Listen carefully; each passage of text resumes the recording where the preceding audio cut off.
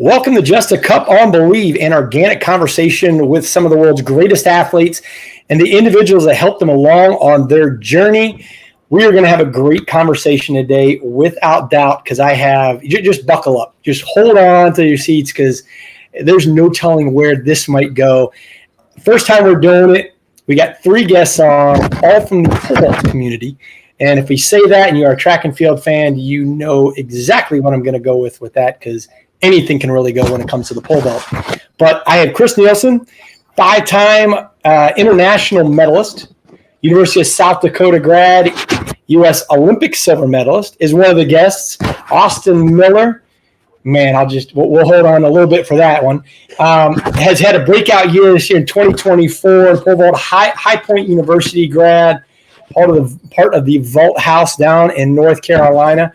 And we have Matt Ludwig, who is the 2023 Pan Am Games gold medalist, and then also a 2020 Olympian, former NCAA champ from Akron.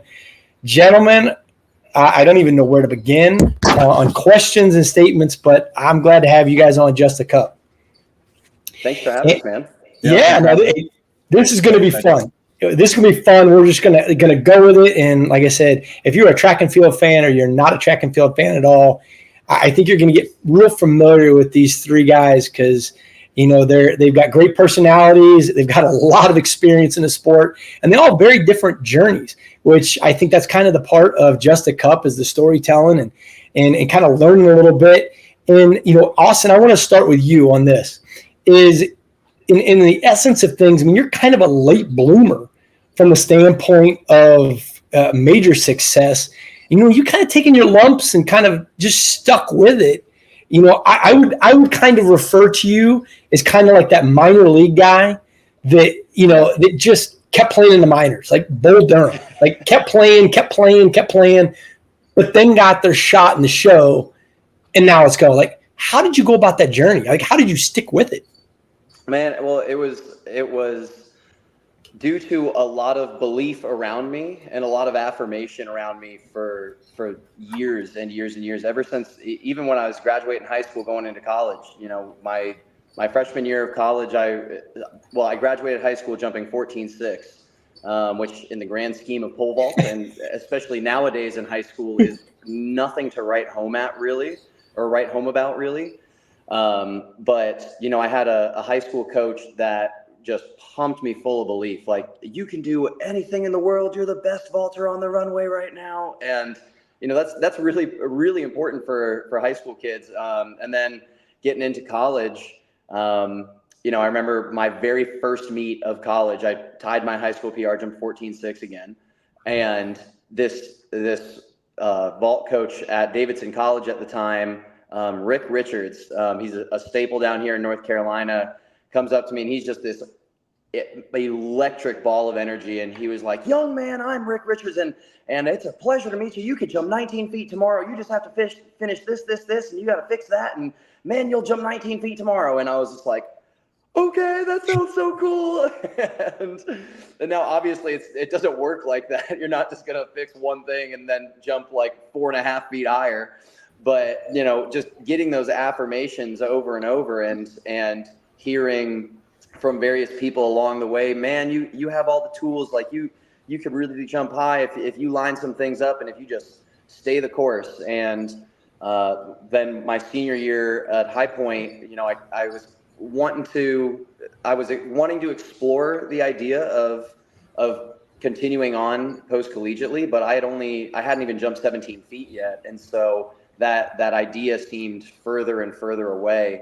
And then I got a new coach my senior year, Scott Houston, who's my current coach here in North Carolina. And he was like, "Man, you got tools, but we need time. Like, I think you could be pretty good at this thing, but we need some time." And thankfully he was stepping into the pro scene himself at that time. And you know, when you're coached by a guy who's jumping 18.5 feet at the time, and you're not even jumping 17, it's hard to not believe him, you know.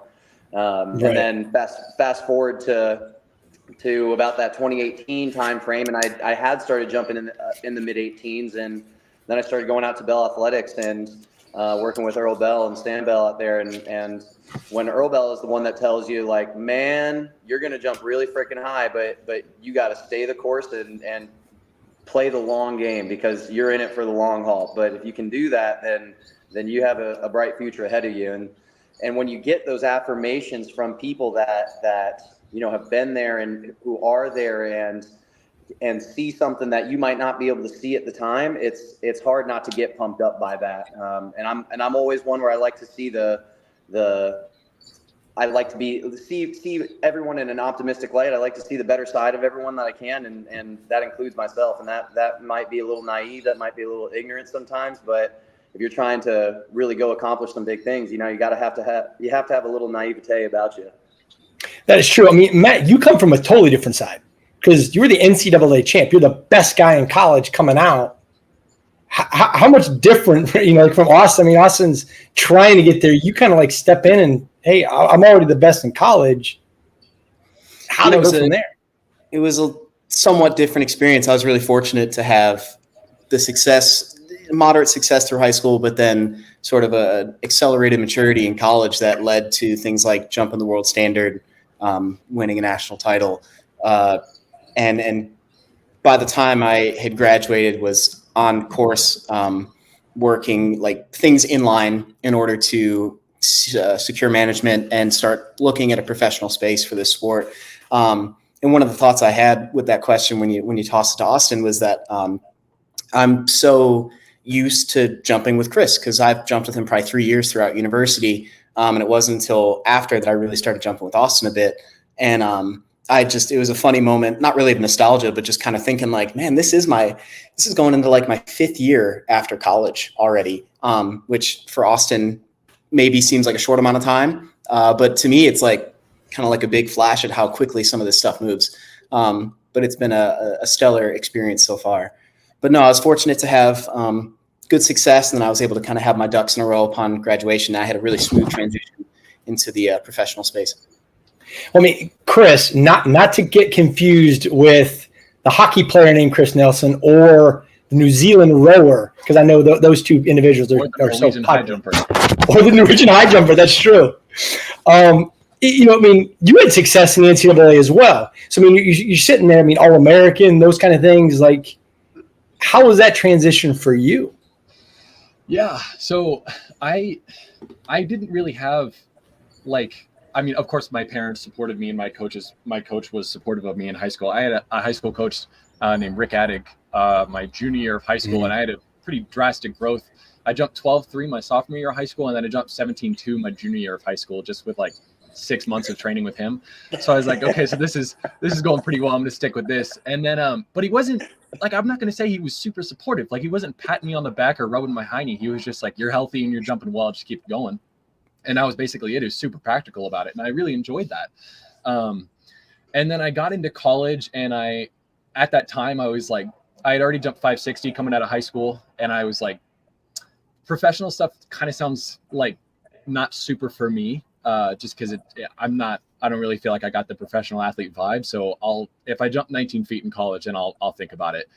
And I made that first world championship team in 2017 to go to London. And I jumped 19 feet that next year in my sophomore year. And I was like, okay, then, we'll start taking it a little bit more seriously. And I would say the best experience I got was from getting my butt kicked at the bigger meets. I would go to Reno as a college kid, and I would get my butt kicked by Matt and Jacob Wooten by jumping 580. And I would jump like a 560 or 70. And I would be like, okay, so I got to kind of step it up a little bit more. And then I would go over to the Diamond Leagues in Europe my junior year of college, and I got rocked, astronomically ruined. And I was like, so I really got to step it up here if I want to actually try to make this scene.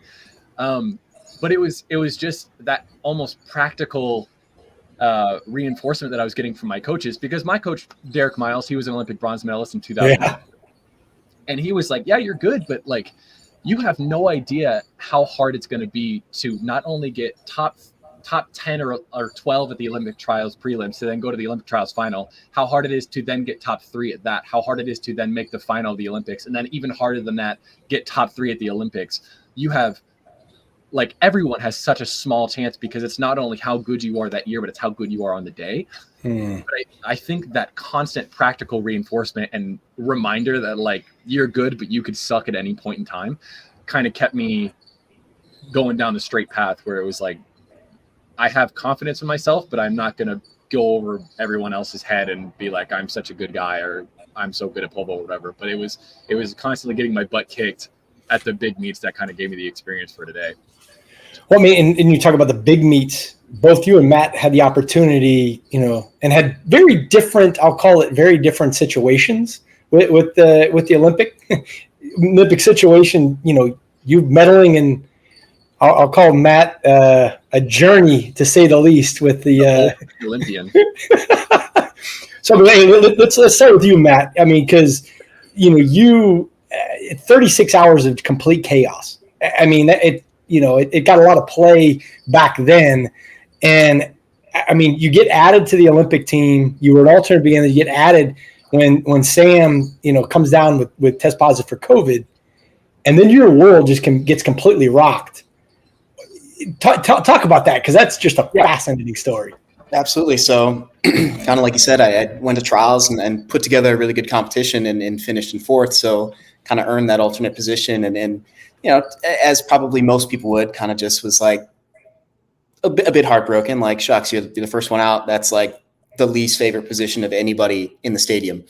And so went home and knew I still had, it was about 2 to 3 weeks, maybe a month of preparation before the games. And then I had a series of meets after the games. So I had about 6 weeks of competitions prepared after. So I still had to keep training. I had to stay in good shape. I couldn't just kind of like quit on the season and give up. So kind of just put my head down, went back to work, was actually stringing together some really good training sessions. And it was like an interesting sort of moment where I was like, follow social media, and I was watching the Team USA photo and everybody had made it to Tokyo. And I was like, awesome. It's going to be so fun to watch. But also that was kind of like the nail in the coffin for me, where I was like, all right, like if there was ever going to be a situation, it's probably long since gone. Like it's going to be a safe-ish space in there, whatever. And just wasn't really thought. I'd actually kind of forgotten even what day of the week it was going to happen. I was just training. And then I got a phone call from a manager, and that sort of set all this stuff in motion for me, which was pretty much maybe a minute and a half of talking with him before I was getting phone calls from USOPC representatives and download this app and get this QR code and fill out these forms and take this COVID test and photo evidence every step of the way for accreditation and everything. It was a process. So I got called at 11 at night as I had just moved out of all my furniture from the apartment I was living in at the time. I was going to finish moving out that next day and go to a new house. And I was literally sleeping on the floor with like a blanket and a pillow. And then I get a call like 11 at night from the manager actually it was Paul Doyle at the time. And I work with Paul and Jeff, but Paul called me and he's like, hey, can you get on a plane it takes off at 7 a.m. and can you make it here and compete? And I said, for sure. I'll go get my poles, get my bag, and like, let's go. And it was just, I was up the whole night doing the background stuff for that. Got on the plane, got Wi-Fi so I could be in communication with the right people. And then I landed at 4 p.m. local time the day before competition in Tokyo. I had about 5 hours of accreditation background stuff through the airport. And finally, like 10 or 10:30 at night in the village, they say, all right, your bus leaves at like 6:30. So get some rest. You can't make that up. And I was just like, thanks, guys. I mean, act genuinely thanks, but also just so worn out after an experience like that. Like I didn't even have a gear. I didn't even have a uniform or a kit. I went to breakfast at like 4:30 next morning, seeing all the other international athletes, and they're like, "Dude, you made it. That's so cool. Like, how was it?" And I'm like, "I don't even have a kit yet. Like, I have to go back and get my uniform and like put together a competition bag because I'm not even there yet." And they're like, "Dude, we leave in like 45 minutes." And it all worked out as good as it could have. I was proud of my showing. Obviously, we all went to the next bar. We all want to make the final. I was a height off on that, but having kind of left that experience, it was a lot to process. It was sort of this immediate up and down of emotion, and it's like, I don't even know how to describe it. It was just stuff that you put your whole life into athletics, and that's like the big dream goal for a lot of people. And it just like came and went in like a 4-day period, because especially with the COVID situation, if you were done competing within 48 hours, you had to go home. So I had like a full day just try to soak up as much experience as I could. So what we definitely have to ask, all the traveling and all the sightseeing you did in Tokyo, because I'm sure there was a lot of it, right? I was making a joke, right? I mean, zero. That story is, I mean, you can't even make that up. Like that's not even, I mean, you wouldn't even think of that as like, oh, here, this is my Olympic experience. There was a comparison. Sorry, real quick. There's a comparison when I had gotten there. Some of the older Team USA trainers and staff were comparing me, I think, to a 110 hurdler that had filled the alternate position at like a world champs on late notice, got in the day before, qualified for the final the next day. I think he finished like 4th overall, but like put together incredible competition in sort of a similar situation. But outside of that, it was very rare. Well, and then you go to Chris, your Olympic experience in 2020 was a little bit different. You make the team, you come away with a medal. Like that's pretty awesome. I mean, I don't know what else to say to that. I mean, when you guys are talking about, the hard and the difficulty of making a team and going through all those kind of things, but then get on the podium and win a medal. That's amazing. What was that? What was that actual experience like? Probably more from the podium side of things when you finally come to the culmination, and you're standing there and you're getting the medal and you're like, I voted 12 feet, however many years ago. Like, it's crazy. Yeah. So I'll start before the actual Olympics. I think, and this is going to sound terrible and also funny, the Olympic trials was much more stressful for me than the Olympics. And I think that will still be the case this year. Not as bad, but in April of 2021, I had lost 10 pounds. I was sleeping about 4 to 5 hours a night, and I could only eat like 1 or 2 meals a day, maybe. And I don't know what it was. It was just like anxiety or stress, but it was, I'm sure it was coupled with like, this is like the life goal of like a track athlete. You want to be an Olympian. Like that's your life goal. Like, even if I didn't even make the podium, I would have just been like, I'm an Olympian. I don't care. And for me, that was kind of like a comeback team for me a little bit, because I made that 2017 team and then I cramped out in 2019 USA's and I didn't make that team. So I was pretty pissed off. And then of course COVID happened. So we all got screwed out of that. But the Olympics itself, totally fine. I gained all my weight back and gained all my happiness back. So that was sick. I could talk to my girlfriend again. So that was great for her. But it was a really weird thing. Like, I used to like throw up before competitions back in like freshman year of college or like senior year of high school. And that went away. And then it kind of started to come back right before the prelims. And I was like, no, it's cool. It's just prelims. We're fine. Get through the prelims, and then I did have that moment. I was like, I'm gonna puke. So I went and puked like a few hours before the final, and I was like, whatever, it's fine, we're done, it's out.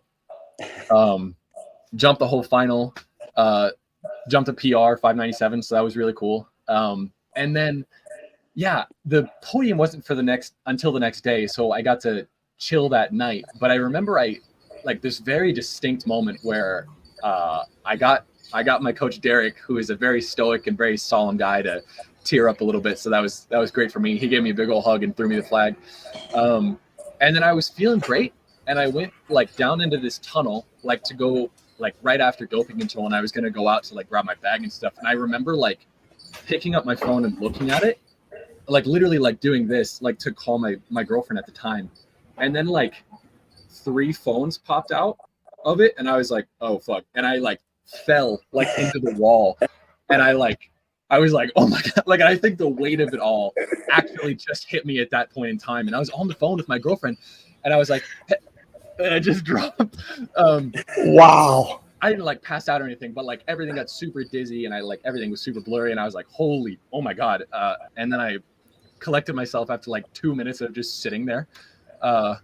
And then I got up and I was like, my bad, I passed out for a sec. And then I continued like, hey, I got a medal. So that was a really messed up experience. But I've never, to this day, ever had that happen in any other situation before or after any other meet in my entire life other than that one. And I think it was just like the realization of your dreams all coming together at one point in time. And then you don't actually realize it until like an hour and a half after the fact, where you're like, I got to tell my girlfriend this. And then that happened. But after that, it was great. Standing on the podium, super cool experience. I got Sergey Bubka hand me my medal.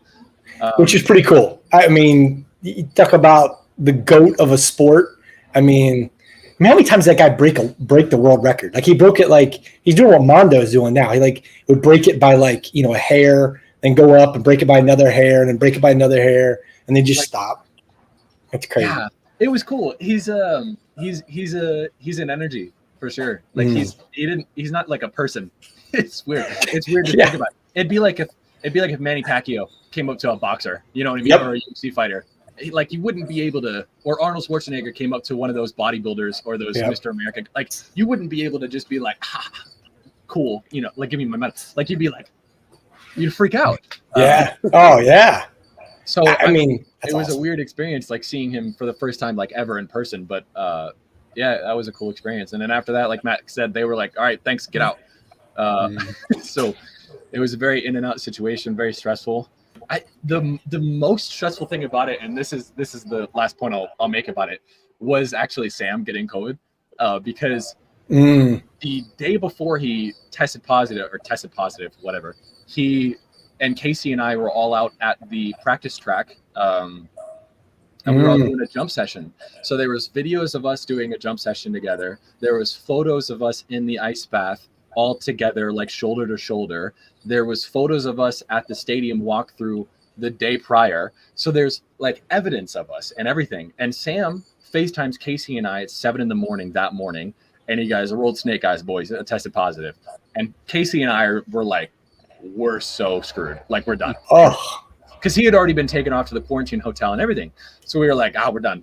And then we started getting DMs from like the Australian team, the Japanese team. We had Japanese affiliates coming up to us and being like, test yourself right now. And I mean, Matt will tell you, we had to spit in tubes every morning and night that was our COVID test. And we were just like, this is it. And we had posted those pictures, Casey and I, of us in the ice tub at the track doing the jump session, and like at the track walkthrough at the stadium. Immediately I'm getting calls from my agent, my mom, my girlfriend, my coach, everyone like delete. Like it was so bad. And then we did that, and then we still ended up getting calls and like talked to and everything. But thankfully we tested negative for the rest of the time we were there. But it was so wild. That would be stressful to me. I mean, because it's one of those things that it's one thing, the stress to get to a point, you know, because every athlete goes through it. I mean, you have stresses all the time, but the stresses that you have no control over, that you know, injuries are like, to me, is one thing. Like you can't control it. The whole COVID thing back then, like you couldn't. I know people that did everything possibly and avoided everybody and still got it. So, I mean, like, it's not like you could like control certain things. So that two crazy stories from Chris and Matt. Austin, I know you have some kind of a crazy story, you know, in the realm. I don't know if it can match those. I thought it might be able to top theirs, but you know. I mean, I'm just trying to make my first U.S. team here. I'm you know, like you mentioned, I'm having this breakout year, and I'm getting to go to all these cool meets, and I'm the only one in the field that hasn't made any world teams or any Olympic teams, and so I'm still fighting for that first USA kit. I mean, my only even, you know, close to kind of last minute story would probably be this most recent one, kind of coming up, getting to go to the Diamond League. Which was I had kind of gone out to California to hit a couple meets out there, and all of a sudden there was like three people who dropped out of the first Diamond League real quick, 1, 2, 3, due to like various circumstances on all fronts. And so I got the call to head over there. And it was kind of like hey, can you get your passport shipped to you overnight? And can you get your poles to Sam so we can take them on the plane tomorrow morning? And then you're going to fly out tomorrow night.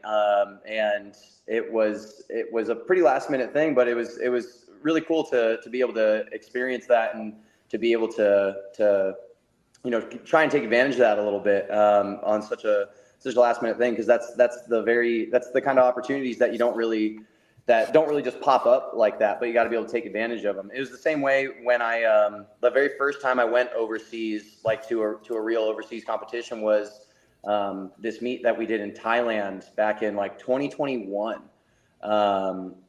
And it was for this series called the Golden Fly series. And it was in like the first week of December or like the last weekend in November. And no one is really trying to go out and do a fly across the world and go hit a competition in the middle of a hard training season. Because that's peak hole digging time. That's when you're doing some damage to your body so you can come out the other side a better athlete.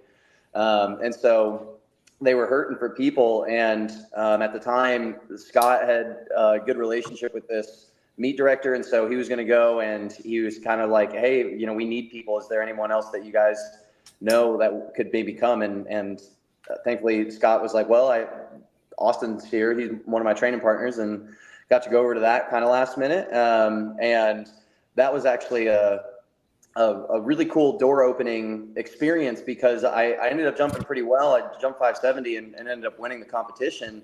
But that particular competition was the thing that opened the door to start going overseas. You jump well in front of the right person at the right time, and then all of a sudden these doors start to open up.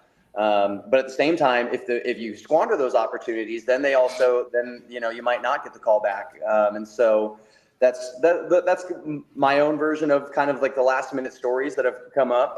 There have absolutely been some other off the wall stories, but as we were kind of talking about the things we might get into in the rest of this competition or this conversation, I'm going to save some of those stories for later on in this conversation, because there's going to be some good ones that pop up. All right. Hey, before we go to the break, we're going to touch base on the favorite trip, because track and field's a lot different than most sports. You just mentioned Thailand and China, like Tokyo. I mean, it's not like the average NBA player, the average Major League Baseball player. They do their one trip a year. It's all over the world. So after this break, we're going to talk about that. You're listening to Just a Cup on Believe. If you've enjoyed the episode so far, please subscribe, like, comment, share. It's how we continue to reach more and more listeners, and that listening base continues to grow on a regular basis. Remember, every team, every topic, this is Believe. I have with me right now, I have Chris Nilsen, I have Matt Ludwig, and I have Austin Miller, who you don't get confused with the 4-star general Austin Miller, or as it says on the website, the gentleman caller actor, which I have no clue what that means. But when I Googled your name, just to kind of see what pops up, that came up. So I'm very curious. I might have to go back and check that out a little bit later. But we're talking about interesting places, and quickly, what has been each one of your favorite places to go to compete anywhere in the world? It could be in the United States. It could be wherever. Because I can think of a couple places that would be pretty cool, and I know that are pretty vault centric. But we'll start with you, Matt. What was your favorite place you've been to? I usually have two for a quick answer to this type of question. I really do enjoy the city of Innsbruck in Austria, which is where Austin and I are going to be headed in legit a few days. We hop on a plane. I go on Wednesday, so I go in 2 days to fly there. And it's this beautiful, like, two parallel mountain ranges running next to each other. This sort of like mountain valley city with like a river bisecting it. So you get this like gorgeous altitude, fresh mountain air. Anywhere you look, once you get past a little bit of the town, it just slopes up immediately into some mountains. We are fortunate that the Golden Fly series that runs the meet in Innsbruck and the one in Thailand, they take the time to not just have a competition and say, hey, show up and jump and go home. They take us on excursions and sort of on adventures throughout the city. And we do, like last year, I think we did a promotional shot put with these granite cannonballs, because they took us through like an old armory back in the day. And we're doing these like sort of this competition the day before of throwing cannonballs, which just was so unique and fun and just playful. We were able to go to the top of the mountain each year if we choose. I think this year is a water park we're going to go to. So we have the opportunity to explore, and he facilitates that with our group. So I'm really grateful for those types of experiences. And then I've never really been to a tropical place aside from Thailand. And when we went to Phuket in 2021, that was like just paradise. There was no better way to put it. So that was just a lovely experience for me as well. How about you, Chris? Yeah, so I have a few. If we're talking about just straight vibes, just straight looks, Bellinzona, Switzerland was really cool. It has this track that's seated in a bunch of mountains. So everywhere you can do a 360 turn. There's mountains everywhere you go. So that was really cool to jump at that spot. Like, I mean, nothing really to write home about, like crazy, other than just how cool it is or how cool it looks. But if we're talking like somewhere I want to jump again, Lausanne, Switzerland, every year puts on this meet where, I mean, it's a Diamond League, of course, but they have the meet in the stadium, and they have for some of the other, because they switch off genders at every Diamond League meet. Like some men will have Lausanne and a couple other meets, and then some women will have Doha and a couple other meets and that kind of deal. But so every year Lausanne, they started doing this thing where the men or the women will jump in the stadium, and then whoever's not jumping in the stadium will jump on a raised runway outside near the lake, which is really cool because the first time they just did it in the middle of the inner city, and then the second time they put it actually like right next to the lake, facing like the Evian water factory and the mountains and all of that, with this giant like sky dome above it and these like giant stands next to it. Just super sick, like really, really cool spot to jump at, like in general. And then if we're talking like just straight nostalgia, I would probably say Old Hayward, just because I had such a cool time there in 2016. I went there when I was a senior in high school for the Olympic trials. And I got to wear I remember this was such a funny conversation with my coach. I had always worn like the half tights and I had never worn anything else, but I pulled out these bright red 2012 Team USA flimsy shorts and my high school jersey. And he was like, "You can't wear that." And I was like, "I have nothing else, dog." And he was like, "All right, you're going to look stupid." And I was like, "All right, I know I did big time." But for that was like, oh man, this is super cool. This is one of my favorite spots. And then they ruined it when they made the new Hayward, but that's fine. But yeah, those are my three answers. All right, Austin, those are pretty good ones from the two of them. How about you? Yeah, that's a strong start. So I'll probably say, if like from a nostalgia perspective, I'll probably say it's hard for me to not say Reno. The Reno Pole Vault Summit, just like the vibes are always immaculate, and there's no other competition in the United States that really props up pole vault and prioritizes pole vault and has the reception for pole vault like the Reno Pole Vault Summit, obviously. And it was the first place that I ever jumped 18 feet, which was really cool. And it was the first place that I ever saw a 6 meter jump. And it just has checked all these things off for me. And it was the first time I went was my senior year of college, and it was the first time I saw like the greater pole vault like universe, I guess you could say. And even just a taste of it, because it's only the United States pole vault universe, really. But going back to kind of that late bloomer train, it wasn't until after I graduated college that I even knew who Steve Hooker was. I graduated college, and the only thing I knew about pole vault is who Brad Walker was, that there was a French dude who broke the world record, and that some dude named Sam Kendricks jumped and Sean Barber were jumping really high in college. That is the only thing I knew about pole vault. And so getting to go into the summit and see just how big pole vault is and how deep it is was really mind-blowing. And so to go back year after year and just, you get to be a minor celebrity for a weekend it's really fun. It's really cool. But I could section this into three as well, but it's almost geographical. From a European perspective, Matt hit the nail on the head with Innsbruck, so I'm not going to repeat the answer, but I will say that Aachen in Germany last year was incredible from a stance of there are 5,000 people in this one market square that are there just to watch pole vault.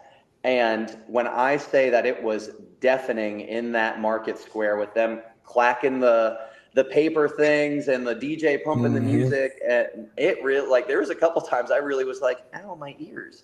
And it was, and like you can pick your music, and it really does make you feel like you're the center of the attention, and you are the center of attention in it. I love a meet that prioritizes the show like that. That's something that, as I've tried to, work my way up to being a higher jumper, you got to figure out something that's going to help you stand apart. And so putting on the show is something that some meets really prioritize. And so it's really cool to be able to be in meets like that the crowd is so engaged with. Because when you're just at a big stadium meet, it's a completely different vibe. You're not the only thing going on, but that crowd interaction can really amp the level of the competition up. Then my third one would probably be just Thailand in general. Like, we've competed there twice now. It's been kind to me. Like, I've jumped well there both times, but more for the fact of the meet staff every time we've been out there has just been so unbelievably accommodating. They've done everything that they possibly could to make sure that we're comfortable, to make sure that we're getting a taste of the Thai culture, which to me is a hugely important thing. I love to make sure that I'm trying to at least get some semblance of culture in the places that we go, because we only get to do this for such a finite amount of time. And so from that far east geographical perspective, Thailand would probably be that third favorite spot. I mean, those are very unique places. We are having, if you're just joining or if you're kind of catching it, we're having quite a quote unquote pole vault summit here with Chris Nilsen, Matt Ludwig, and Austin Miller, all American pole vaulters. And you had mentioned the pole vault summit, and just talking about that, Austin. What can we do? What can happen as a sport? And I'll throw this out to the three of you, and you can answer, however you want, whenever you want. But each of you mentioned different spots, different unique experiences. Pole vault to me is one of the events that can fascinate a person that has no idea about what's going on. I've got to see it in street meets, and you got to be a part of those. It's so unique because pole vault creates everything. People like athleticism, check the box. People like craziness, check the box. People like daredevil, check the box. It kind of does all those kind of things.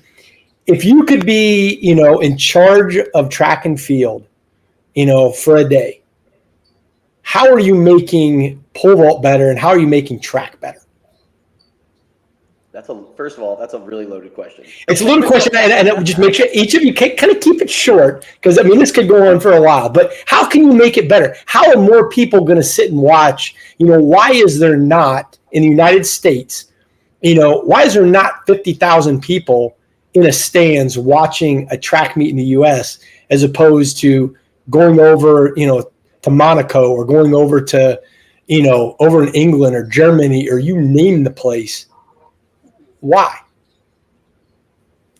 I would suggest in the U.S. our sports that are really popular here really cater to a finite amount of attention. Like the attention span of the average American sport viewer, I think it is not is a little bit shorter, just because of the nature of the sports. Like take American football, for example. You focus for like 15 seconds at a time, and then the play's dead for like 3 minutes. Okay, I can chill out on to, okay, now I have to focus for like 15 more seconds. Mm-hmm. Okay, now I don't have to. And like the NBA, like it's constant action back and forth and back and forth. The sport that's not huge in the States, that's huge everywhere else with soccer, there's a lot of gradual ebb and flow and a lot of gradual buildup, and it doesn't culminate. And maybe there's a little, and it doesn't culminate. And you have to kind of be there and experience that ebb and flow, and be into that ebb and flow for those one or two goals that do pop up that make the whole place erupt. And I think it's similar in track and field. You have to pay attention to an event almost throughout the entirety of the thing to really understand the story and the drama that goes on. Maybe just talking from a pole vault perspective, maybe someone was sitting in fourth place or fifth place with a whole bunch of third attempts, but then as the competition goes on, they make a first attempt, and now boom, now all of a sudden they're up in the mix.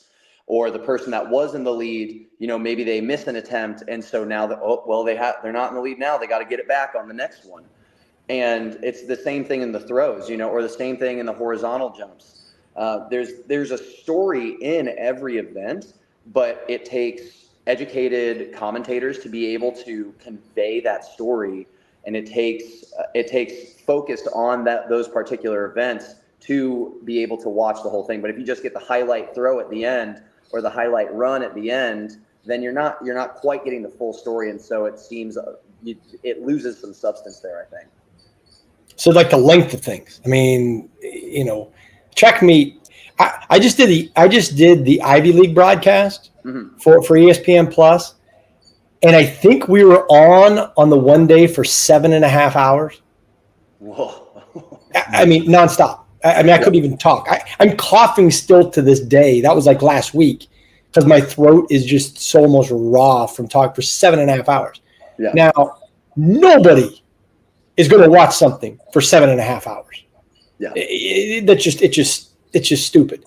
Yeah. But I was trying to watch the Conference America Championship on ESPN Plus last night just because it happened to be on, and the amount of time just waiting for the 4x4 to start was like 15 minutes of just dead time that that poor commentator had to try and fill with. Now they're showing an image of the CAA conference flag, and now they're showing a image of a thermometer. And like I've done color commentary for the Big South before, which is the conference that High Point is in. And man, you have your work cut out for you if there's not something going on all the time. And so I think it's more, maybe it's better camera work, so they're always on action that's going around. I'm not quite sure, but at least from a greater track and field perspective, that's maybe how you get into it. But there was a conference commissioner that I talked to one of the meets that I did recently, and he said, "How can we fix this? This is unwatchable." Yeah. That's from a guy that is running the show. Yeah. Well, and that's one of the things that, having done this first Diamond League meet overseas, that's one of the things that was pretty impressive to me was like it ran pretty darn quick. Like from the first competition to the last, like it's Chris, you can definitely correct me here, but it ran in like 4 hours max, if that. If not less. Yeah.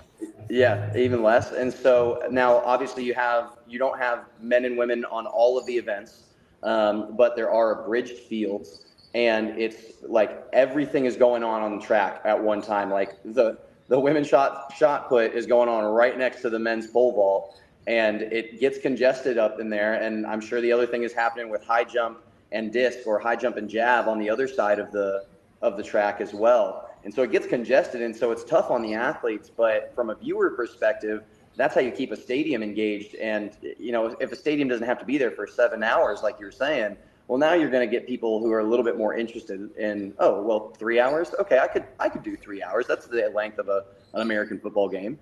And I can sit there and watch some track and field for 3 hours maybe. All right, Matt, Chris, give us your opinion. What can be changed? What can be better? Matt, I got like 4 things, so it's probably better if you go first. All right. I'll speed run them pretty quick. Austin pretty much hit it with and you hit it too with the time investment. They're just so long.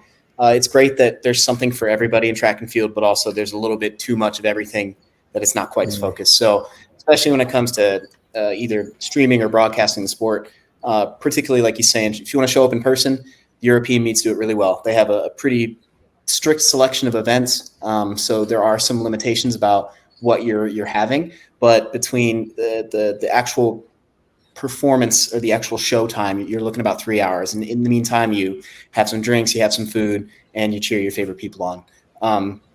And then on the broadcasting side of it, particularly with USA Track and Field right now, I think you need 3 different subscriptions in order to watch every event at the Olympic trials. It's just a little bit obscene.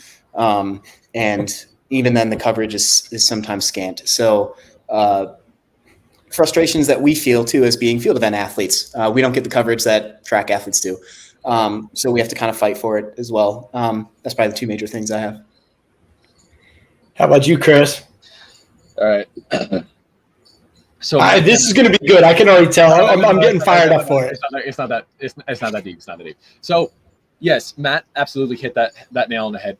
The thing that is different about European track meets to American track meets is absolutely the coverage of it. Like Matt said, you need at least 3 subscriptions if you want to watch the throws, the sprints, and the jumps.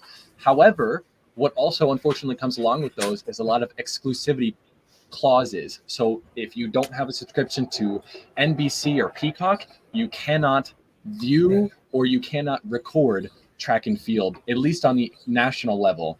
If it's the international level, it's a little easier because you have multiple countries that are involved in it and they can put their own streaming services to it. But there are so many times when I'm sitting in France getting ready to go to a meet and I will simply turn on the TV and, oh, there's Ivana Spanovic doing a long jump over in Serbia. Yep. What? Like, It doesn't make any sense.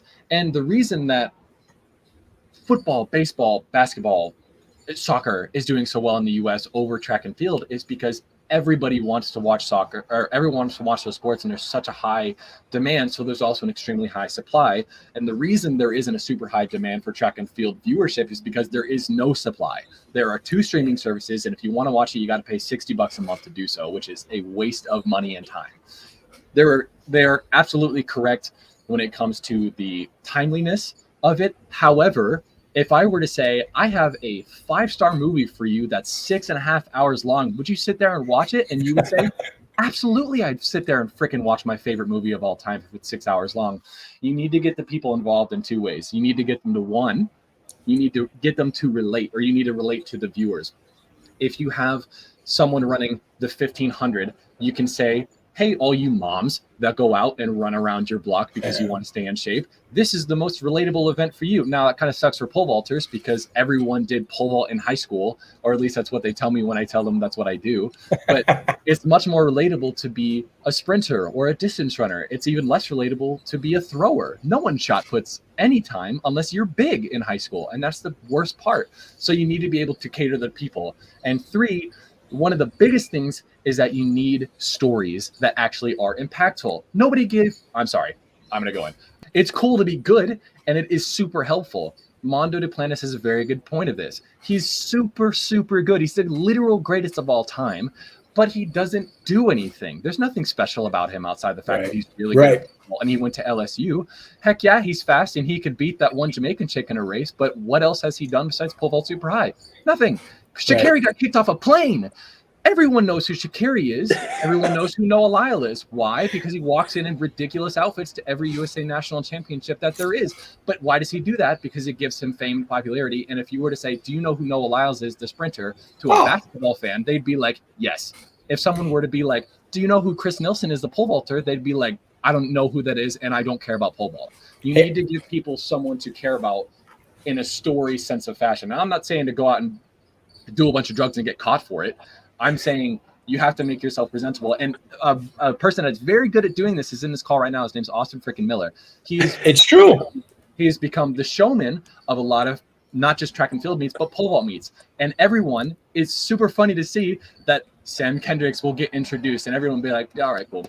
And then I'll get introduced, or the hometown hero of that country will get introduced and everyone will be like, yeah, whatever. And then everyone will be like, Austin Miller. And everyone's like, yeah. Like they'll lose their minds.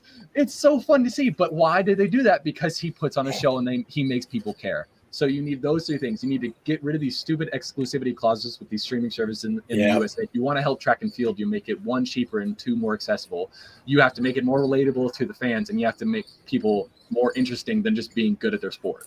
Well, I remember specifically when we were doing Just a Cup during the pandemic, and I had Lolo Jones on, and Damian Lillard is in the chat, like doing thing. I'm like going, why in the world is one of the best players in the NBA watching an Instagram live stream? Like that made no sense to me.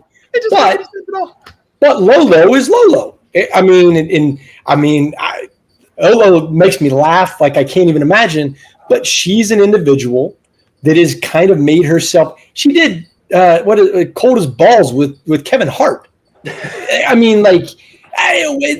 wife watched it and she was like, "Why is Lolo on the show with Kevin Hart?" I'm like, I don't know. they put her on because she's a personality, and track doesn't lend itself to that, as much. I am 100% with all three of the things that we could do a much better job. I mean, because track and field people have personalities. I mean, think of all the personalities. Going back to the biggest personality in track. How many times have you watched? NBA is probably the best, or NFL. They show the scene of like Jason Kelce walking into the stadium for the Eagles, and he's got like a sweatshirt and like flip-flops on, and then right behind him you have some guy that's got like a $5,000 suit, and they're talking about that in the NFL broadcast because it's just nuts. I mean, there's so many things we could do to be better. I'm with you guys on that. That exact same thing happened at the Milrose games this year. Sha'Carri was there, but she wasn't running because I don't think they had the 60-meter women's, but she was there. Right. And I looked up because they have this giant 4-sided jumbotron in the middle of the track, and I look up and it's Sha'Carri in like a dress or whatever, and I was like, she's not even running at all. Not this entire indoor season, but she's the personality like Travis Kelce, so she gets the camera time. Yep. And it's creating an atmosphere and creating a better social presence. And I think it's the one thing. I mean, Austin, you've really done a good job of that. I give you complete kudos to kind of some of the things you do. I'm terrible at that stuff, and I would never have been good at it if I was you guys' age. But I mean, but that's kind of what you got to do in the sport to kind of get the clicks, to kind of get the things, because let's be honest, advertising or sponsorships is how, you guys kind of, make your money. And I kind of want to touch on that because you talk about contracts, right? And I don't think most people fully understand, and if you don't want to share all this kind of stuff, but I don't think most people understand about the payment process for track. Like, how do you even make money? Like how do you make money, Matt? Yeah, until at the highest sort of levels in the sport, not just highest levels in terms of performance, but what Chris is alluding to as well, highest levels in terms of exposure and impact that you have on a customer base or a market. Until you reach some critical point, you need to generate value. And until you generate enough value, whether it's you companies or any other companies may not have interest in literally making you a contract and putting you on either some sort of salary or payment plan, whatever.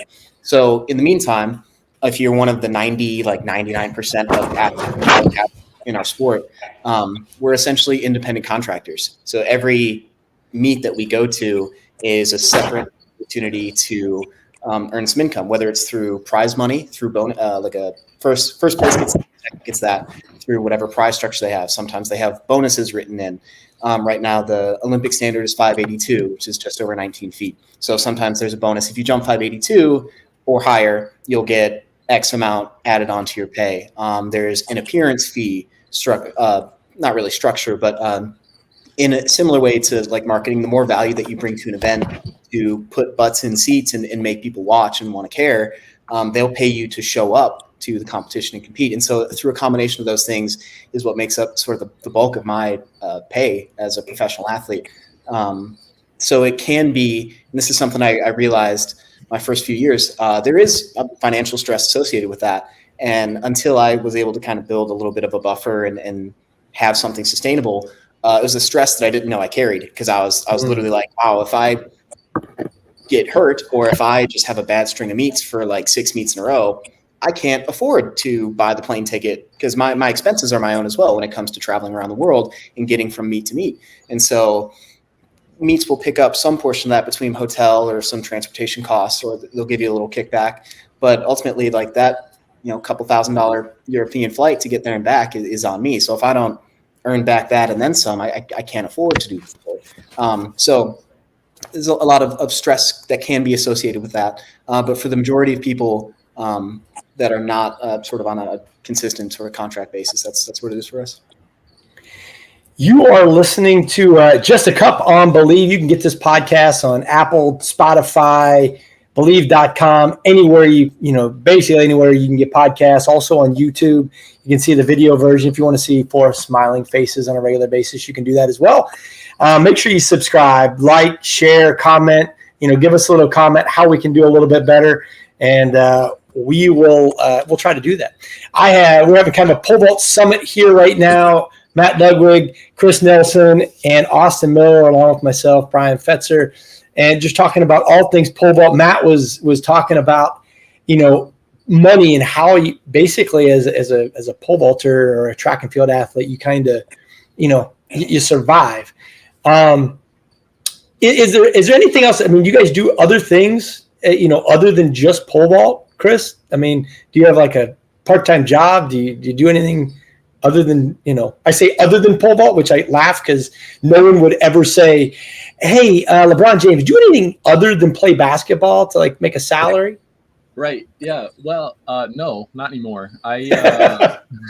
So when I was I worked all through college at a coffee shop, and then what kind of coffee? Was it a good coffee shop, or is it the BS like chain stuff? No. It was a specialty mom and pop. Oh man, we had kindred spirit then, because I'm a bougie kind of coffee guy. So I'm with it, dude. I'm with it. Poros every day. I'm in it. I get it, but I worked at that coffee shop for like 4 years through college, and then COVID hit. And I was like, hey, can I keep working here while I try to make this pole vault gig a thing? And the owners were nice enough to let me do that. So that was cool. And then COVID happened, got worse, as it did for most small businesses. And they had to let a couple of people go.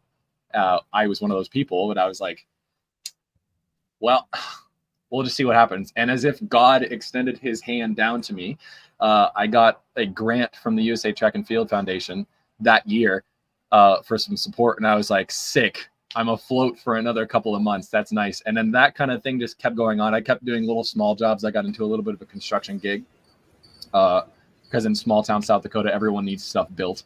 So that was nice. And then the 2021 season happened, and I had talked to my agent, Karen Locke, and she was like, hey, I have an opportunity for you. You have to wear the Nike uniform, the Nike kit. You're just not going to get paid for it. And I was like, that sounds not super. But I'll do it. I'll wear free Nike stuff. So they sent me a bunch of stuff, sent me a bunch of boxes of training gear and shoes and spikes and a kit to wear. And at first it didn't mean anything, but then the 2021 indoor season started, and my manager was like, hey, there's like one guy in the US with a contract. If you'd like to also get one, you have to prove that you're either as good or better than him. And I said, cool, what does that entail? And she's like, you got to jump 19 feet or higher every single meet out for the entire season. And I was like, cool. Because I had only done it like 4 or 5, maybe 6 times before this period of time. So I was like doing it every time. It's like hitting a half court shot like 5 times in a week. And then they're like, do it every minute now. And you're like, got it, cool. But it actually did go really well. I jumped 19 or 19.5 every single meet out that indoor season. And then my manager was like, so you did it, kinda. You got a contract, but it's a bonus contract. So there's 2 kind of contracts that you get with that kind of deal. You get a bonus contract, which is strictly based on performances, or you get a salary contract, which is, you have a salary with smaller bonuses, and sometimes if you get bigger bonuses, those go into rollovers, and that becomes your bigger salary for the next year. I didn't have any of that. I just had the bonus contract, and it was for like the big meets, like the diamond leagues that I wasn't getting into, and the Olympic team that I hadn't made yet. So that was hilarious. But I was like, this is like a gun to the head almost. But then I made the Olympic team. I won the U.S. championship. I got a medal, and it was almost like he wasn't supposed to do that. But Karen, my agent, was like, tricked you, buddy. Pay up. So that was how that started. And then they were That's like, awesome. We can't not give a contract to the Olympic silver medalist. So then I got a contract. And I've been on that contract now since 2022. And that extends, I think, for another 2 years after this one. So that's kind of those stories. The normal person has no idea about that stuff. What Matt talked about, what you talk about. Most people, they just they might see you on TV, or especially when they see you in the Olympics, they're assuming like, man, this guy's making lots of money. Like they're making bank, and I don't think. You guys know. I mean, the Usain Bolts are the fractions of the fractions. I mean, Usain obviously never has to work a day in his life. He got a lifetime contract with Puma, but he's not normal. He's the rare exception to the law, you know? I mean, you got like Austin, you do everything under the sun to keep afloat, right? Yeah, I jack of all trades and a master of none almost. Sounds like me. Yeah, we're again kindred spirits here. I've done some like podcasting myself actually as a side gig as well. One of the things I've done is music journalism, and so doing conversations like this but with artists. And do it like premiering their works or doing event review, doing live coverage of different events and such like that. So that's one of the things I've done. Music is another big passion of mine, and so that's just a way I can stay in touch with it and make a little money on the side. But that is only one of the things. I also coach club lacrosse here at High Point University. I coach pole vault at the Vault House here in North Carolina. I used to bartend. I actually just got let go from my bartending job because of my less than stellar availability because of pole vaulting. So I bet that's something that a lot of people, like a lot of other track athletes can relate to. But it's funny because it kind of goes one of two ways. It's either the people that I'm very upfront with the places I try to work with and say, look, I'm a pole vaulter. I travel a lot, but when I'm in town, like I'm yours. Like I'm here and I'm ready to work and I'm ready to do what needs to be done. And they're either like, dude, that's so awesome. We're always here for you. And they're just like, they're so welcoming and so into it.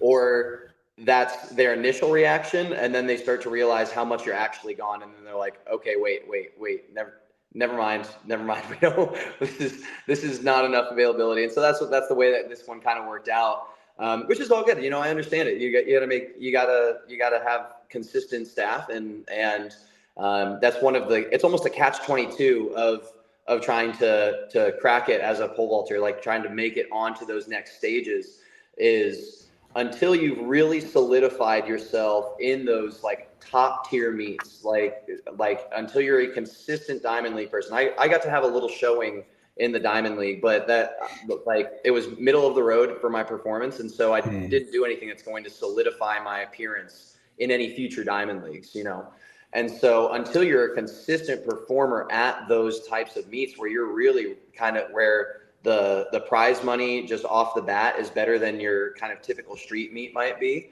right. And able to secure at least consistent prize money that way, then you're really having to you're trying to pick up any opportunity you can. And so you have to be able to go at the drop of a hat. And so everything I've built around me is gives me the flexibility to be able to, I have to be on the other side of the world tomorrow.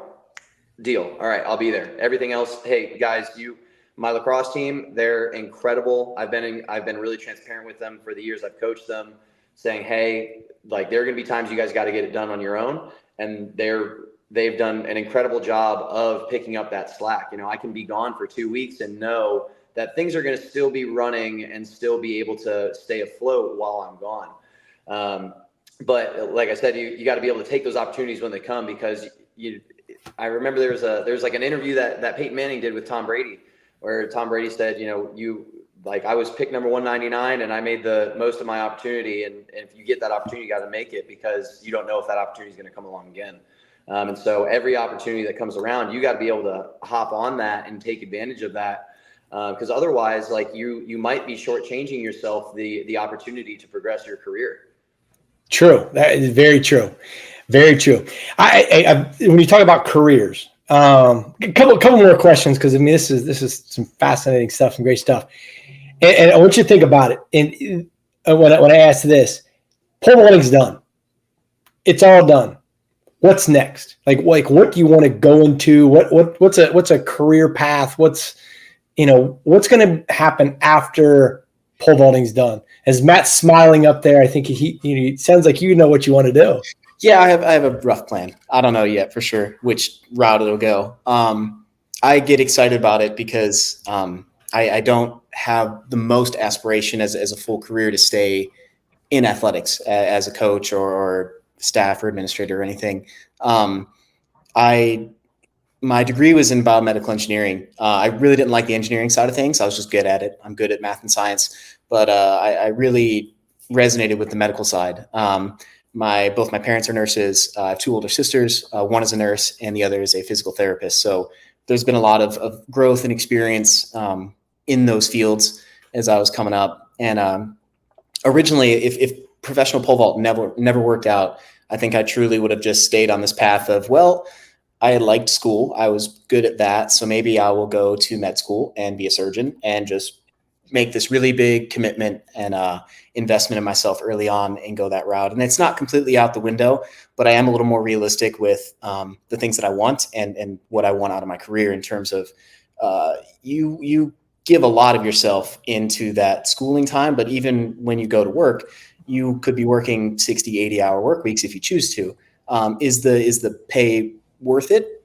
Most definitely. But is that the route? I was very money motivated through like the high school and college sense. And I've just grown a little bit, and not to say that that's not a mature thing to motivate you or a person, but my wants have changed. And so my current route is looking at being a physician assistant and maybe specializing in orthopedic surgery or orthopedics specifically. That way I can still kind of have that taste of the surgery, the medical stuff. I can still choose to help athletes as much as I want to.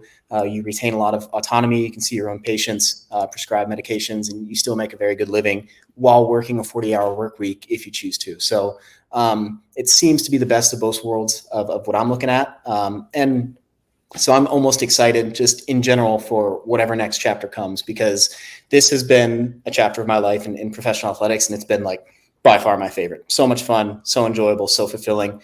But it is an exciting challenge to me to look at whatever the next chapter will be and make that equally as exciting and fulfilling. I'm going to say that you are not the normal with individuals is knowing exactly what they want to do, because you talk to athletes all the time. They have no clue, a lot of times, because, a lot of times we think we think athletics is never going to end. We kind of shoot for that aspect of it. But I mean, that's no one specifically. I was not expecting that answer.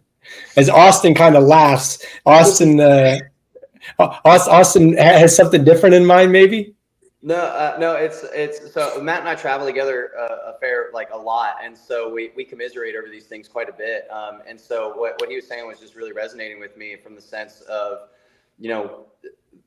to really milk everything you can out of yourself as a person and out of yourself as an athlete and out of this experience. And to be a relevant pole vaulter right now, you have to be in the conversation, or you have to try and insert yourself into the conversation of performing at an all-time level, because pole vault on the men's side, and now getting up on the women's side as well, is especially on the men's side, undoubtedly better from a volume perspective than it has ever been.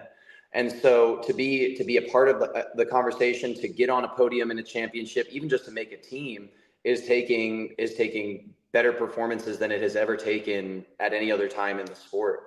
And to do that, you have to milk every 1% you can. You have to find an extra 2% there. So it forces you to really try and figure out how to problem solve, and how to learn all aspects and facets of not only the event, but of yourself as an athlete, and your body and your nutrition, and taking charge of your programming, and all these really unique little puzzles. And it's that problem solving and that learning how to be process oriented and learning how to work towards something without the guarantee of results is something that's a skill that transcends track and field. That's a skill, that's a life skill right there, for real. And that's something that is almost impossible to teach in any other way other than really putting yourself to the grindstone in a way that few other things do.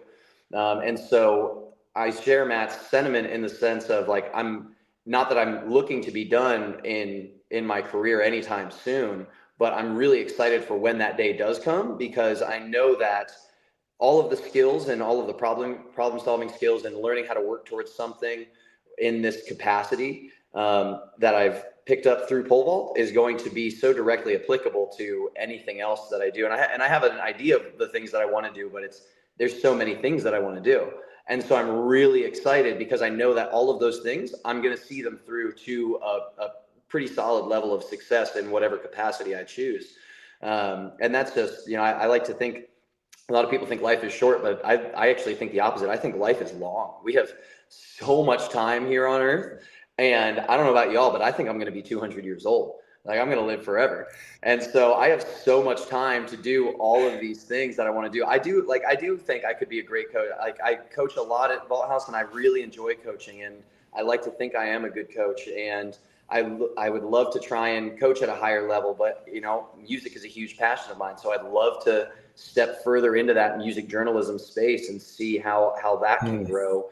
I have plans next year of maybe, this is a very recent plan, but of maybe trying to get a massage therapy license and trying to work on that, because the workings of the body are something I've really taken a fine interest in these past few years, and just trying to figure out how to maximize my own body.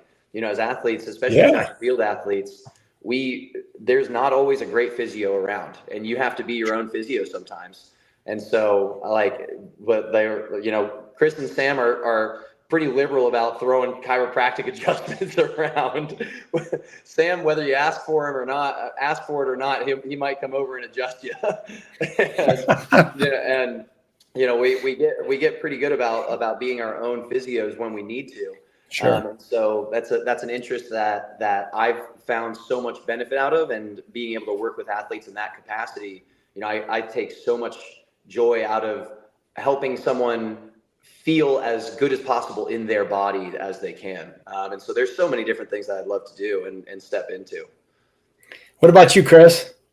Stay in South Dakota and enjoy the God's country out there. It is pretty nice out here. Yeah, I'll be honest. No. There's just so many things. I used to really think I would want to coach pole vault, but then I just saw how my coach interacted with some of his athletes, or how he'd have to deal with the stresses that comes along with being a coach. Most university coaches, specifically university coaches, high school, it doesn't really get that deep because it's high school, but university specifically, most coaches will tell you that 20% of the time you're probably a technical coach in whatever event you're doing, and the other 80% you're a therapist. And I'll just be straight up bluntly honest. I'm not very empathetic, especially when it comes to athletic performance. If you're like, I'm running through, I don't know what I'm doing. Well, I don't know why I'm doing this. And I'll be like, get out of my practice. That was my fault.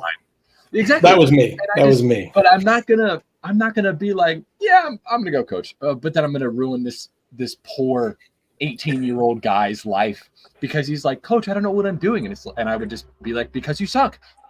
Not much else I can tell you there. But that's the thing. It's like, I used to really think I would love to do that, but then I watched my coach be a therapist, and I watched him for 4 years struggle to get this one girl to stop running through. And I was like, I couldn't do that for a week. I don't know how you did that for 4 freaking years. I can't do that.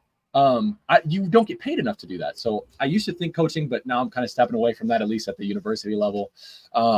This has been actually a thing since I started doing coffee. I'm very interested and very getting started in the process of opening my own coffee shop. Because I saw when I worked at this one coffee shop, at first I worked at a diner. It was technically a cafe, but I was the barista and the manager there. I just saw there's so many easy things that would have been so much more cost effective and so much efficient when it came to staffing and hours and equipment and distribution and delegation. And I was like, I could do this so much better, but nobody will listen to me because I'm 18 years old. And that's totally fair. But I have that. I would really love to do that and just start out small. I'm looking at trying to find one of those big metal tin can vans, and I already have an espresso machine on the way that's able to pump out some pretty good coffee. I have experience with cleaning machines and putting them together and taking them apart.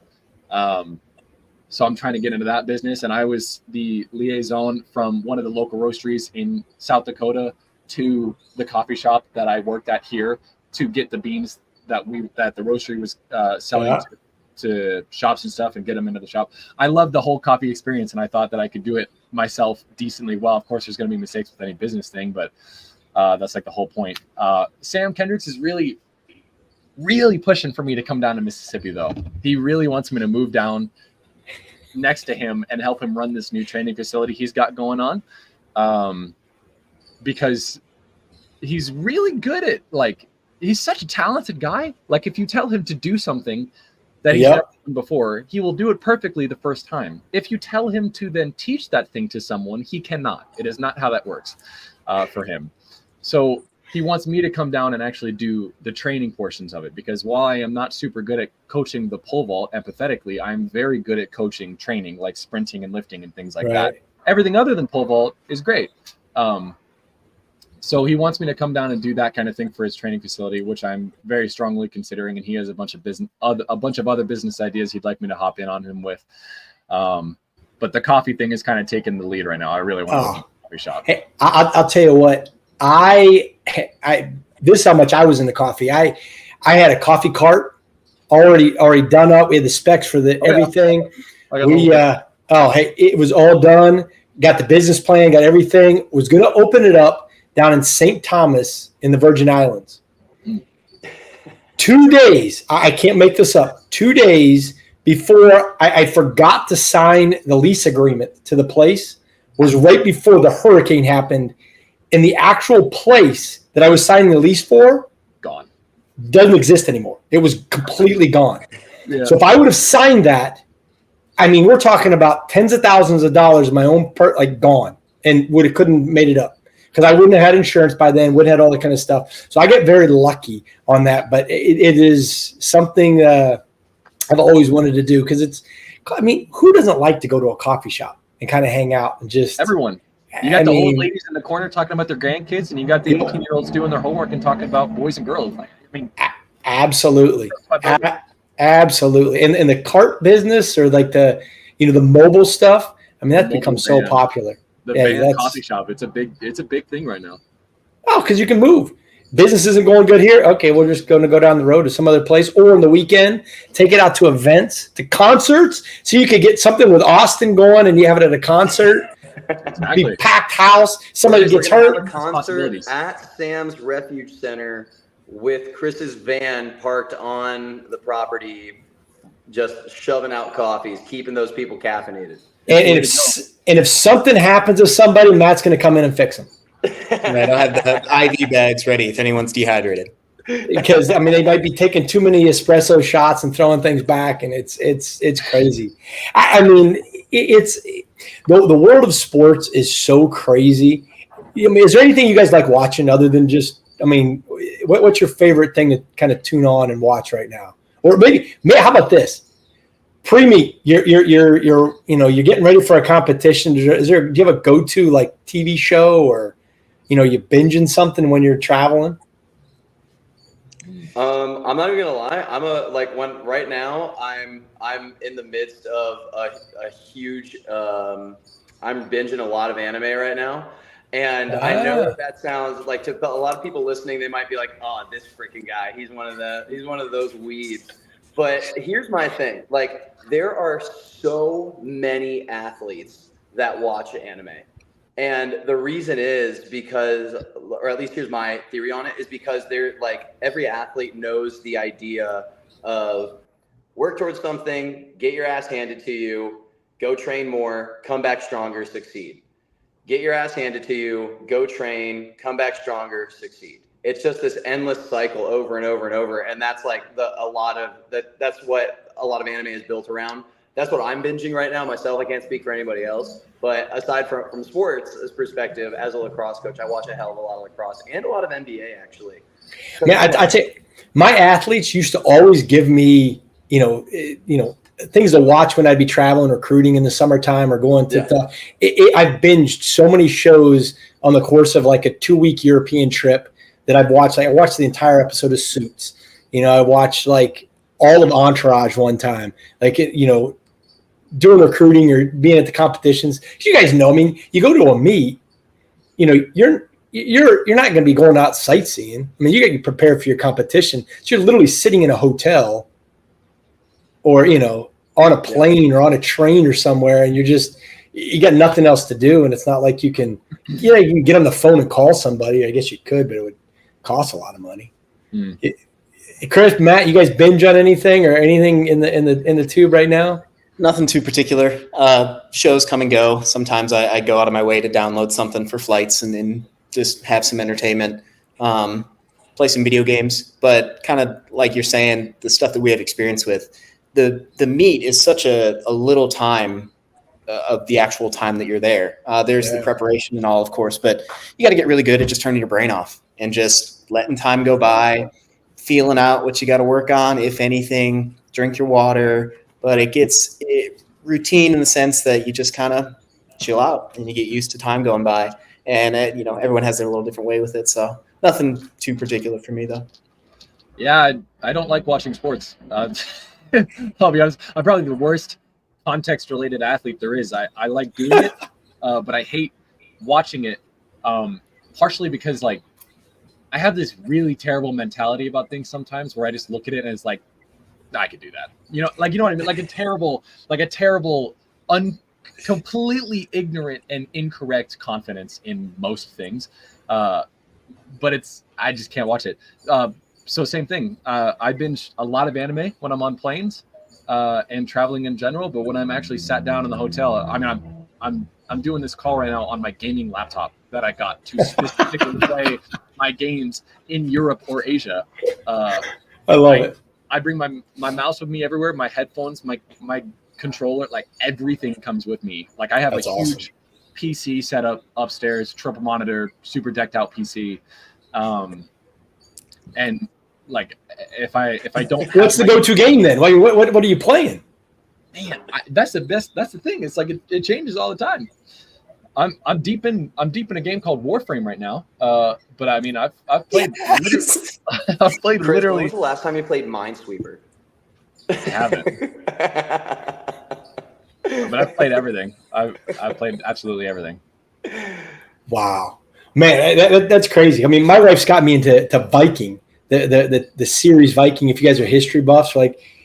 The only problem is she didn't tell me it was 6 seasons long. She didn't tell me there's 20 episodes in each season. So I'm like, are you serious? Like, this is going to take us like 7 or 8 months to watch. So, dude, but it's very Brian, Brian, that's a fat difference between you and me is that, like, I would see something like that and I'm like, oh, we are in it for the long haul. Let's go. I'm in it for the long haul, but it's been fascinating because it's based on, true story, and it's not the History Channel or somebody did it. But yeah, that's the difference between, see, the athletes have me like Entourage and stuff like that. My wife has me do like these like serious like history buff things that she is. You can see, there's comic book stuff up there. That's my wife's doing, not necessarily mine. Mine's the athletic stuff. She might really be into this series called Shogun that's on Hulu right now. She already told me that's the next thing we're watching. Yeah. Oh yeah, she's all into that. No question. Oh, yeah. All right, we're going to end it on this, but I think this will be kind of interesting. I want you to ask a question to one of your 2 colleagues here, and Austin, you get one, and Chris, you get one, and that's how we'll kind of play it out, because I think there's something you guys might know about somebody that might be more interesting than what I could come up with. So whomever wants to go first, we'll chop with that. That has to be about track, or it can be about like anything. It can be about whatever you guys want. Just a question for them. And let you guys for one of these. Yeah, one of those guys. Hey, like either Austin, you ask Matt, or Chris asks Austin, or Matt asks Chris. Well, it could be whatever, because I think there's probably something that you guys know about each other. Because I mean, the one thing that people got to understand, the community of sports is really, really small. And then when you take an actual sport, it gets smaller. And then when you talk about an event in a sport, it gets really, really small. So there's a lot of situations. I got one for Chris. This is all right. Here we go. Chris, when was the last time you did some parkour, bud? Oh, damn. For those that don't know, Chris used to be really into parkour in high school. I was super into parkour in high school. Like downtown Kansas City, like jumping like off of buildings and shit. What? Cool. Yeah. It was dangerous and stupid, as most 16 and 17-year-olds are. I mean, like, not since college. Like, I remember we went to this little gymnastics spot that the Vermilion High School spot has, and Derek was trying to get us to do giants, but I'm over at the spring mat just doing like a bunch of like random gymnastics stuff, and he was just like, "Get over here," and I was like, and then that's basically how that ended. And then since then, anyone who's ever seen me do a backflip or anything close to it has been like, "You have to stop. You have to quit so you can not kill yourself." remain able. And I was like, "You guys are the worst disablers I've ever seen in my life." Meanwhile, you can't stop me from doing fucking backflips left or right. Yeah, Austin, when did you learn how to do a backflip? Dude, I fucking love the story. I learned how to do it in the summer of 2019 at Bell Athletics, coached by the one and only Matt Ludwig and Catherine Pittman. Rip. Well, not that she died. She just doesn't pole vault anymore. But damn. But no, I was the only one in the building that couldn't do a backflip, and I had resided myself to, like, I'm just never gonna be able to backflip. I'm just too tall and I'm too lanky. I'm just not built to backflip. And Matt was like, "Dude, that is bullshit. I can teach you how to backflip like right now." And I was like, "Word? All right, I'm game. Let's do it." And like a couple hours later, we were backflipping. It was great. Wow. I have a question for the two boys. This is a little bit more serious. I'm trying to figure out how to word this. So obviously we've been to bad meets, whether it was poorly run or we had a bad day or someone pissed us off. What to this day has been the thing that pissed you off the most from a track meet? Doesn't have to name a specific track meet if you're worried about not getting invited back. But Yeah. If you ever want to get back to these meets, you better not say the specific name or the meet director, because you might never get it back. Yeah, well, I will not shy of sharing this, even though we're about to go to this very meet. The freaking Innsbruck meet, all of the Golden Fly meets, like, so it's a pole vault long jump dual competition, right? They're all on one runway. There's pole vault going this way and there's long jump going that way, all on the same runway, alternating back and forth and back and forth and back and forth. From a spectator perspective, it's great. It keeps the crowd engaged. They do a good job and all that. But first of all, we have an abridged warm-up time. We already have 45 minutes of warm-up time in total for the men and women long jumpers and the men and women pole vaulters, all to do their jumps on the same runway to get warm. And then they do like a really aggressive like progression as well. So they'll go like 520, 540, 560, and then 70, 80 after that, which is like fine now, but like like as you're coming up, that's like, oh man, that's hard. That's tough, especially when they say anticipate to get 3 warm-up jumps in. And as most pole vaulters like to do, you like to get it, get a short run, maybe get a long run, or a middle run, and then maybe get a long run, maybe a couple from long run, ideally. And they're like, anticipate getting 3 jumps total on the runway, and before we shut it down. And you're just like, God, you're really testing us as pole vaulters here. You're testing us as athletes. And they're like, oh, just come in a bar lower than you typically would. It'll be okay. And you're like, yeah, okay. Because there's no, like, they go through the whole women's comp as well for the vault while they're doing the men and women long jump. And then they bring in the pole vault guys after the women are done. And so there's no like other warm-up time. It's just take your 3 warm-up jumps, sit for like an hour, and then come into the competition. And it's just like, okay, sick.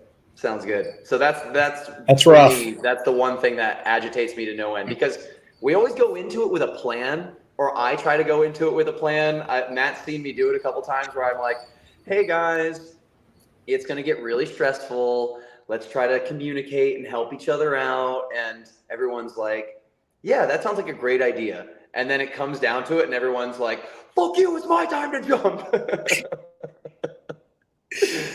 So for me, that's the thing that agitates me the most about any competition ever. It's a cluster. It's a difficult meet to be an athlete and try to compete well. One of those, we have our grievances about it, but I have gone every single professional year that I've had. I've gone 4 years straight. It's going to be my 5th year going to Innsbruck. So I know what to expect. But there was a year in particular, there was a female athlete that probably took like 2.5 minutes of just waiting on the wind. Because the way it's set up, especially in the warm-up, it's always a headwind for vaulters and a tailwind for the long jump, because it kind of prefers the long jumpers. Sure. Because you can get some more records sometimes out of that. But the structure is just not great for us. And there's a woman that was just taking so long to take her attempt just in a warm-up and then just to run through. And we're like, so that's up there. I did just have, this isn't exactly meet logistics per se, but there are times, especially traveling out of the country, that culture can be a little different, and certain things are just not possible. And so there are hotel managers, there are meal service people, there are anything. You want to park your car for a minute, and they insert themselves and they say, no, you cannot do this. It's not possible. I can't help you. And you're like, just like you come down 2 minutes late for breakfast. And you're like, all the food's still out. And you're like, I'll just make a plate real quick. I'll take it up to the room. I won't even eat it here. I'll let you clean up. And they said, no, not possible. You cannot. And it's like, oh my goodness. And so a lot of people make it a habit of making things a little more difficult than you just on principle. And I find that more out of the country than I do here. But everybody's got their stuff. Hey, I said I was going to have one last question, but I as you guys were talking about the uniqueness of pole vault, and you talk about travel, any experiences with a pole vault pole that have been unique traveling? I remember we were in Bydgoszcz, Poland one time, and the guy said, that we're traveling, getting ready, and they said, well, it won't fit. And they said, we'll cut it for you. I'm like, no, what do you mean? Cut it. You can't cut the pole vault poles. And he was like, yes, we'll fit then. I'm like, no, then they don't work. Have you had any of those experiences with the pole vault pole? Because I know traveling an airline with pole vault poles, not easy. You're talking about a pole that's, talking about a 6 foot, like bag. I mean, you talk about 19 foot, device that's ridiculous. Doug, it's every day. It's every day. Like, if I could be like, this one isolated time, no, it's every freaking week. I get on a plane, I'm not going to name any airlines because I need them. But someone at an airline is like, and like Matt said, it happens a lot more in Europe than it does in the US because we have a couple domestic airlines that are very helpful. But like even sometimes in the US, it's just like, that won't fit. And it's like, hold on, I know. I understand the confusion. I totally get it. I have done this for the last 7 years. They'll fit. And then we'll have this back and forth from this person who just got hired on a month ago, right? Job against me or someone else who's been doing this for over a decade. And they're like, no, I know more than you because I actually have the position of power. And then you get screwed. I had that exact same thing happen to me because I was going to Doha in 2022. I was flying out of Chicago and he said, same thing. It's not possible. You can't put these poles in this plane. And I said, why? And he's like, plane's not big enough. You know damn well the plane to Doha from Chicago is big enough, brother. So I had to fly to Dallas, then fly out on the same aircraft, by the way, to Doha, only to fly back into Chicago to see the same dude at baggage claim. And I was like, guess whose poles came in, buddy? And there they come, getting carried out by an Emirates airline guy. And I was like, I don't know why you don't listen to me, but I can't name an isolated incident besides every week. That's awesome. That is so awesome. And it seems to be worse in like the bigger the airport, the easier it is for someone to pass off the responsibility to someone else. Yeah. That thankfully, I fly out of Raleigh a lot, and the Raleigh airport it's an international airport, but it is not big by your standard international airport means. So it's like you have the check-in counter here, and then there's like the security scan behind the check-in counter here, and then there's the tarmac back there. So they just have to walk the poles through. But like I'll say LAX just because that's the most recent one that I went through. Dude, like there are lots of levels to that. Or Charles de Gaulle in Paris is another one where there's like lots of levels. Yeah. And so the poles have to navigate all of those levels. And like, for example, when we were flying back from China, Jeff and Sam had to catch a flight. And so I said, you guys go. I got like 4 hours until my next flight. I'll wait on the poles. I'll hand them off to the California guy that's picking them up. Shout out Reed Scale. And we'll all be good. And if they didn't use every bit of those 4 hours to get those poles out to me, and it was only after like hounding airport staff after airport staff after airport staff, because poles don't fit in an elevator and they can't like loop around their little conveyor belt thing. And so it's like, it takes someone needing to like say, I'll be the one to carry them and carry them to you. And they're freaking heavy. They're cumbersome. Like, yes, it's a bother, but at the same time, they're just going to sit out there until like someone brings them in. Like, we're trying to help. Like, we want to get this away from you and reclaim it ourselves. But alas, you cannot walk out onto a tarmac. That is frowned upon.